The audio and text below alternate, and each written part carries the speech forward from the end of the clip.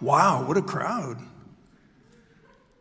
So I've always been a nerd, even when I was young. Don't let this macho skinhead look fool you.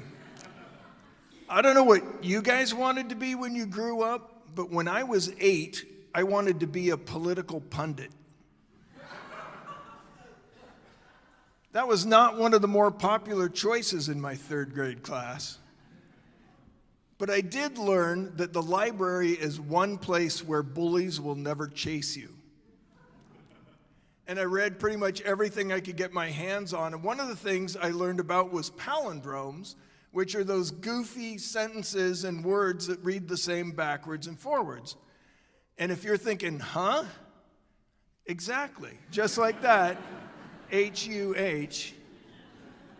I was kind of more like, wow, and yay. But you get the idea. I roped my brothers into it, and we were obsessed with the idea that we were going to write our own palindrome. And we spent so much time, it's so hard. And the best we ever came up with was radar, kayak, radar. Technically, it works, but not very good. But then one day, we thought we hit the jackpot because we came up with a dirty palindrome. Eat, poop, tea. And we were so excited, we were high-fiving each other, jumping around. We thought we were gonna be the most famous naughty little boys in the world. And then one of us noticed that it doesn't really work because the EA doesn't reverse. It would have to be eat, poop, tay, or ate, poop, tea. It's very sad. So a couple years went by, I was reading more like science fiction, and I discovered an ancient Chinese philosophy called Daoism, which is simultaneously very relaxed, mysterious, and surprisingly funny for a philosophy. A lot of martial arts comes out of Daoism. Like when Bruce Lee said, "Be like water," that is pure Daoism. It's actually literally a quote from the Tao Te Ching. And a lot of it is about maintaining focus by avoiding temptations like power and fame and money. And as you can see, I'm crushing it.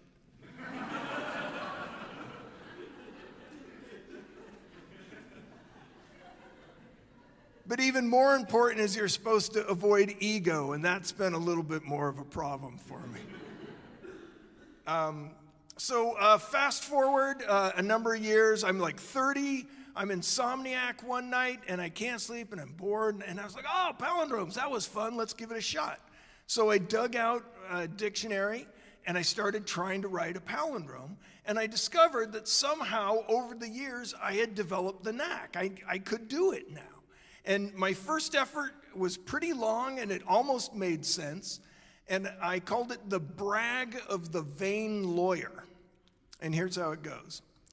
Resold in Saratoga, riveting in a wide whale suit, I use law, Ed. I, Juan, ignite virago, comma, tar a snide loser. That works if you read the letters backwards and forwards. I think you can see it over there. And so, and this was before websites existed, hard to believe, but true, in the early 90s. But we had zines back then, where we had computers, and we figured out that you could use your computer to make whatever magazine you wanted, and nobody could stop you. So everybody was making their own little punk rock magazine, or whatever. And so naturally, I made one about palindromes, and the brag of the vain lawyer was the centerfold of the first issue.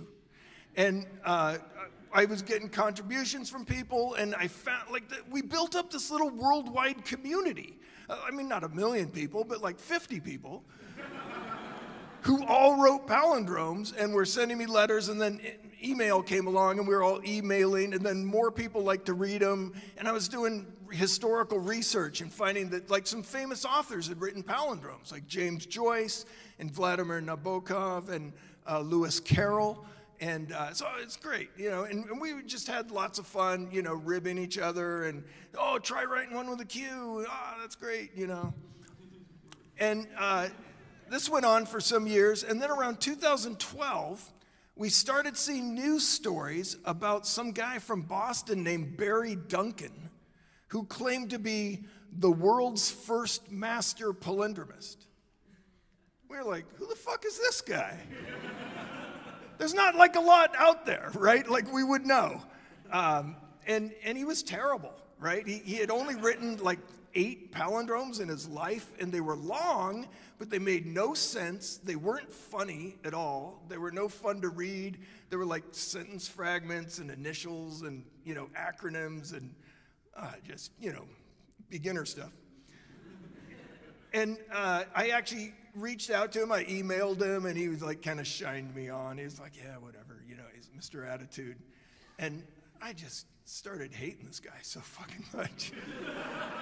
And it wasn't only me, and this is not the most Taoist attitude you could ever have. I'm supposed to be, not doing, anyway. But my friends shared the same opinions. Like one of his gimmicks, that's the thing. Like he didn't do the work, and he just wanted to claim the credit, and he had some kind of publicity machine behind him. He had a documentary filmmaker filming, like what?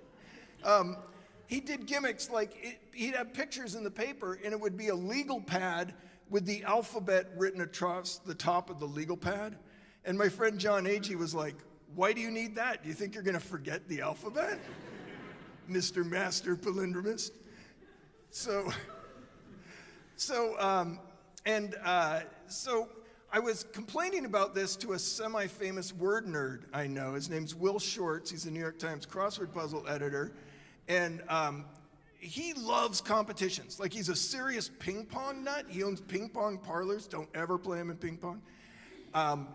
He's been doing, he does an annual big Scrabble competition every year with hundreds of people. And he's been doing palindrome competition since 1991 when Doug Fink won with Lisa Bonet ate no basil. And so I was complaining to him, and he was like, well, there's one way to settle this, isn't there? We need to set up the World Palindrome Championship. So we got all the people we knew who were actually good at palindromes, and Barry Duncan. And so this was in Brooklyn in 2012 at the Marriott at Will Shorts' big crossword thing. And so the idea was, he had 3 secret topics that he wasn't going to tell us till the whole thing started. And then we had an hour to write a new palindrome to match the topics, right? And so we gathered in this ballroom. And here's the thing, like luckily, this community had brought me out of my shell a little bit because, so he introduced 7 people and stopped, and he hadn't said my name. And like 10 years earlier, I would have been like, oh, I guess everybody hates me. Then I would just resent everybody for the rest of my life. But by now, I was like, hey, Will, you forget anybody?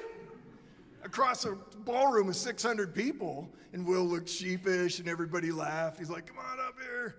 And so we did the competition. He gave us the 3 topics. And I had 2 different palindromes I wrote. I couldn't decide which one was better. One was kind of more elegant and poetic. It was about Obama, and it was... I tan, I mole. In a way, Obama, I am a boy, a wan Illuminati. Right?